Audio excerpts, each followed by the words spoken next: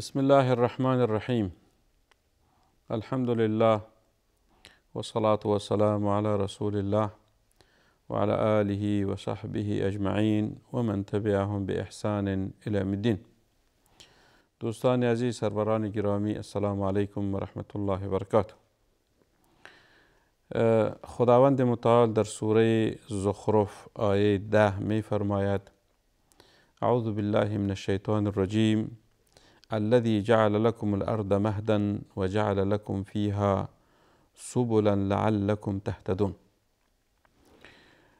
دوستان، ما در برنامه‌های گذشته در رابطه به این موضوع صحبت کردیم که خداوند زمین را شایسته زندگی و برای حیات انسانها، بشر و دیگر زنده جانها آفریده است، آماده ساخته است و مهیا کرده است.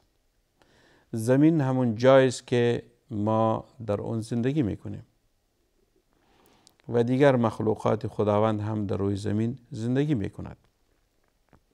چون که انسان یک مخلوق ضعیف و ناتوان هست و همچنان دیگر مخلوقات و زنده جانهایی که در روی زمین هست همه ناتوان هستند، یعنی مخلوقات ضعیف هستند.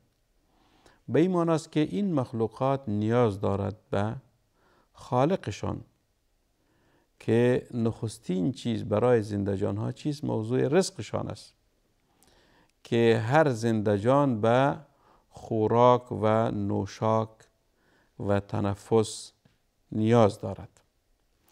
وقتی که خداوند متعال مخلوق را می آفرد، در عین وقت خداوند متعال کفالت و یا ضمانت رزق مخلوقات را هم کرده است. هیچ مخلوق خداوند بدون رزق و روزی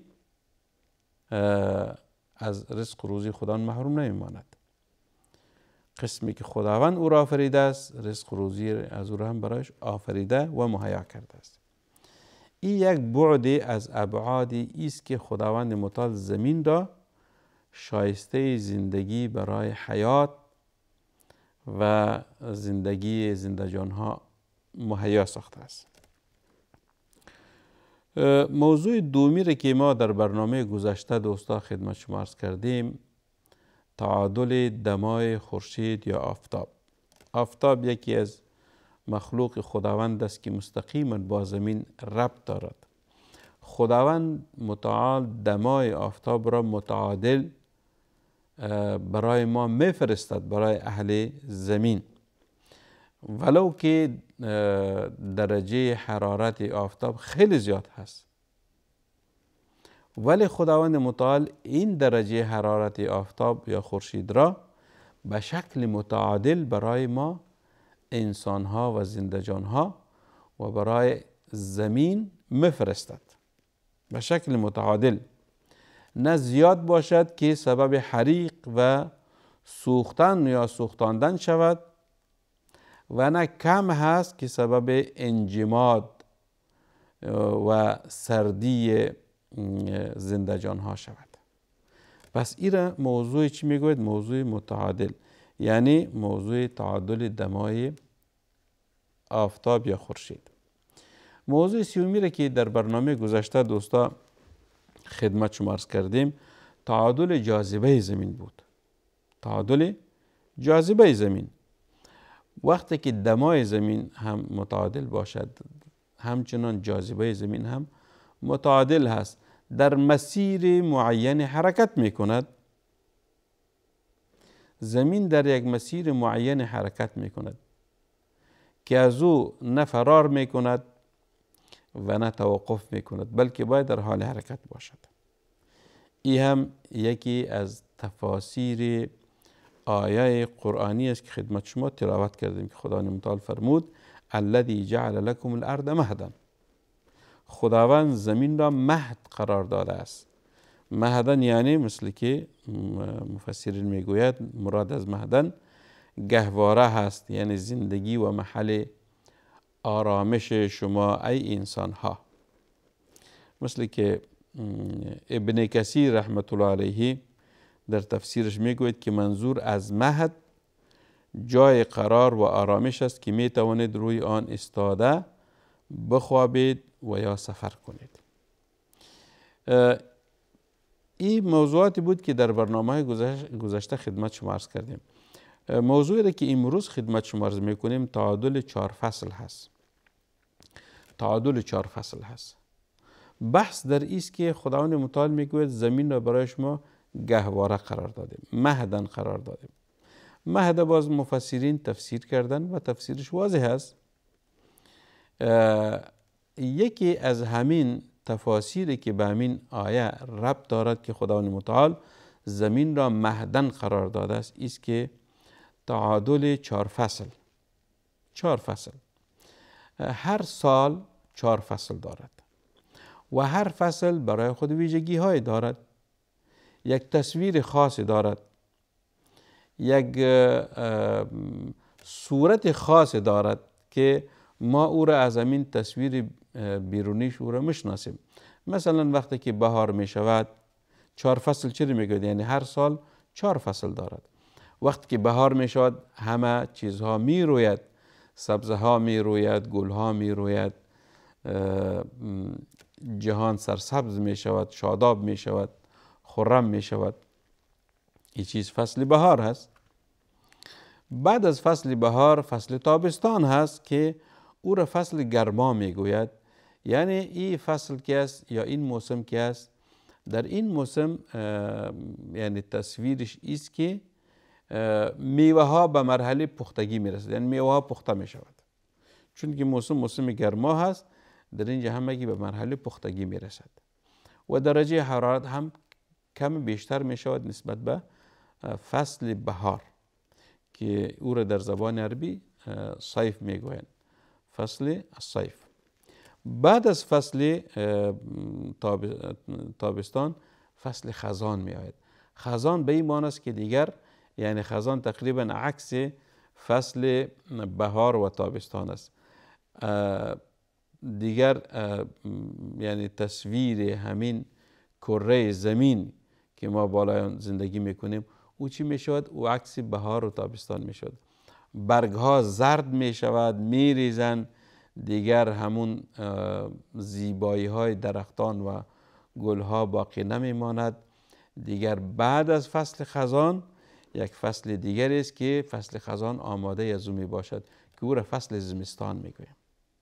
فصل زمستان یا فصل سرما یا سردی که در فصل زمستان چی می شود؟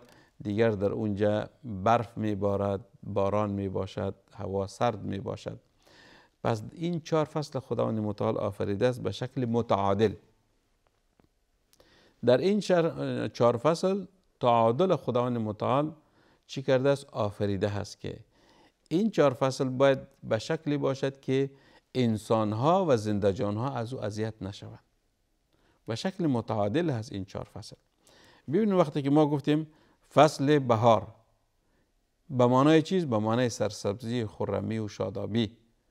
این فصل بهار نویدی هست برای فصل دیگری که او را تابستان میگویند. در تابستان همین که سرسبزی و یا شادابی و یا خرمی آغازش بوده است، در اونجا به مرحله پختگی میرسد. این 2 فصل با هم ربط دارد. بعد از 2 فصل دیگری میاد که او را خزان و زمستان میگوید. خزان چی معنی است؟ خزان به این معنی است که عکس بهار و تابستان است. اونجا همه چیزها دیگرگون می شود، درختها بدون برگ ها زرد می شود و دیگر گل های باقی نمی ماند. این فصل خزان نویدی است برای فصل دیگری که او را زمستان می گوید. چرا؟ به خاطر از اینکه در فصل زمستان خصوصا در کشورهایی که سردسیر است در اونجا برف می بارد، همه منطقه چی می شود؟ به برف پوشانده می شود. خصوصا کشورهایی که در شمال کره زمین قرار دارند و یا در غرب کره زمین قرار دارند، در اونجا برفباری خیلی زیاد می شود. یعنی امو درجه حرارت تحت 0 می باشد. تحت 0 می باشد. این 4 فصل است که این 4 فصل در زبان عربی هم یا در دیگر زبان ها هم چی دارد؟ یعنی به نام‌های مختلفی یاد میکنن. مثلا در زبان عربی میگوید که فصل الربیع، فصل الصیف، فصل الخریف، فصل الشتاء. در زبان فارسی میگوید که فصل بهار، فصل تابستان، فصل خزان، فصل زمستان. این 4 فصل است. خصوصا این 4 فصل دوستا در تاریخی که تعامل از بین کشورهای مختلف یا سرزمین‌های مختلف یا انسان‌های مختلف، خصوصا در کشورهای که در غرب قاره آسیا قرار دارد، مثل افغانستان یا ایران یا مثلا تاجیکستان یا دیگر کشورهایی که اونها فارسی زبان هستند، در اونجا تاریخ هجری شمسی چی می شود؟ یعنی استعمال می شود. تاریخ هجری شمسی و هجری شمسی به چی تعلق دارد؟ به همین 4 فصل تعلق دارد. مثلا فصل بهار هست، اولین ماه فصل بهار چیست؟ ماه حمل هست. حمل، صور، جوزا، این 3 ماه بهار هست. حمل، صور، جوزا. سرطان، اسد، سنبله 3 ماه چیست؟ 3 ماه تابستان هست. میزان، عقرب، قوس 3 ماه خزان هست. جدی، دلو و حوت 3 ماه زمستان است. یعنی ماه حوت آخری ماهای چی هست؟ سال هجری شمسی هست و آخرین ماه فصل زمستان هست. این چیز یعنی به اساس تواریخ یا تاریخی که مردم با او تعامل دارن، این تاریخ استعمال میکنه، هجری شمسی. و دیگه تاریخ از به نام هجری قمری که اکثر در کشورهای عربی استعمال می شود. و تاریخ 3 تاریخ میلادی است که در عموم کشورهای جهان استعمال می شود. پس هدف ما دوستایی بود که خداوند متعال 4 فصل به شکل متعادل آفریده است. به شکل متعادل آفریده است. مثلا وقتی که فصل بهار می شود، هوا چه قسم می باشد؟ به اندازه یعنی درجه حرارت یا دمای فصل بهار یک یعنی درجه متعادل هست، یعنی خیلی گرم یا خیلی سرد نیست. چرا؟ به خاطر از اینکه بعد از این فصل دیگری میاد که او فصل چیست؟ فصل تابستان است که در اونجا همه میوه ها می روید، به مرحله پختگی می رسد. اگر ببینن در فصل بهار یا تابستان درجه یعنی امی حرارت به سردی مبدل شود، هوا سرد باشد، آیا میوه ها می روید؟ نه خیر، میوه ها نمی روید. پس رویدن امی یا پخته شدن میوه ها به درجه حرارت متناسب ارتباط دارد که باید اونجا درجه حرارت مناسب باشد که این میوه ها بروید و انسان ها از او استفاده بکنند و رزق خداوندی هست، نعمت خداوندی است که انسان ها از او چی می شود؟ از او استفاده می کنند.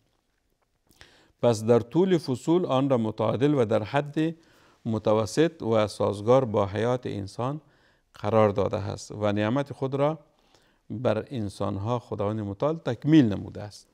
لذا همین آیه را که خدمت شما تلاوت کردم، الذی جعل لکم الارض مهدا. ببینید ما در کلمه مهدا خیلی برنامه ها را خدمت شما عرض کردیم که اینجا چی معنا دارد. یکی معنای تحت لفظیش است، یکی تفسیرش هست و یکی تفسیر قدیمش هست و یکی تفسیر معاصر این آیات قرآنی هست. یعنی همین ساینس و تکنولوژی یا پیشرفت بشر که امروز هست در قدیم و زمان نبود، ما را وقتی که به آیات قرآنی ربط میتیم مستقیما ربط دارد. این ساینس و تکنولوژی یا این پیشرفت و ترقی که انسان ها کرده است خلاف دین ما نیست. چرا؟ به خاطر اینکه خداوند این عقل بر انسان داد، عقل انسان آفرید و برش تعلیم داد. علم الانسان ما لم یعلم. یعنی علمی که امروز موجود است، این علم کی بر انسان داد؟ خداوند متعال داده است و این علم رو به پیشرفت و ترقی هست.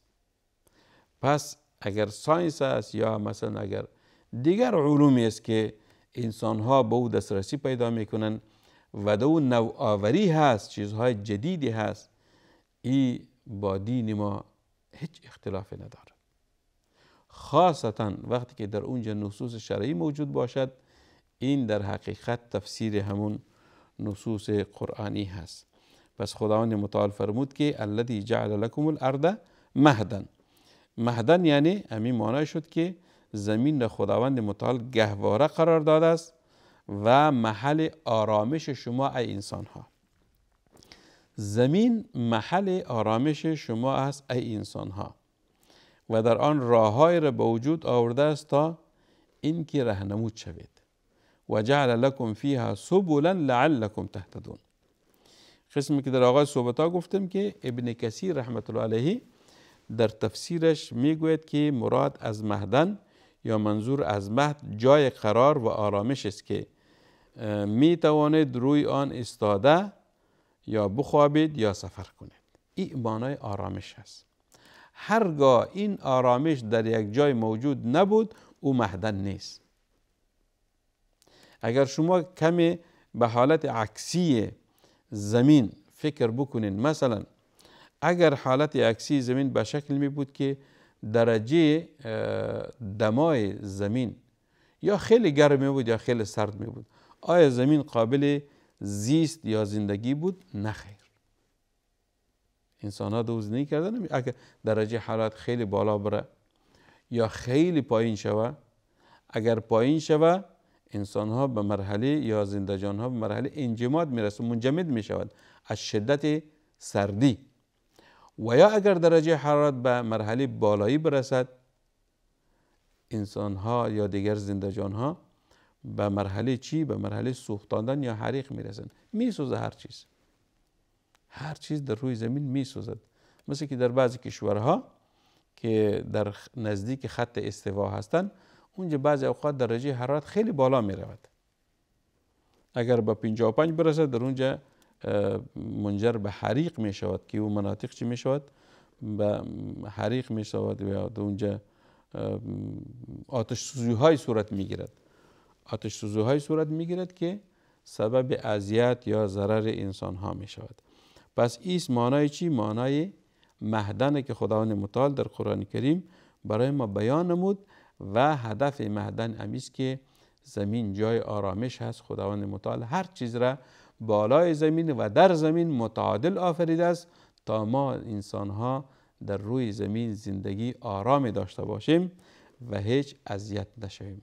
این است نعمت خداوند و نعمت خداوند نیاز به این دارد که ما سپاس و شکر او را به جا بیاریم.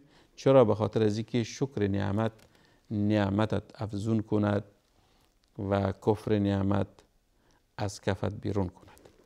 این بود دوستان عزیز برنامه امروز. انشاءالله در برنامه آینده موضوع دیگر خدمت شما عرض میکنیم. و صلی الله و سلم و بارک علی سیدنا و نبینا محمد و علی آله و صحبه اجمعین. و السلام علیکم و رحمت الله و برکاته.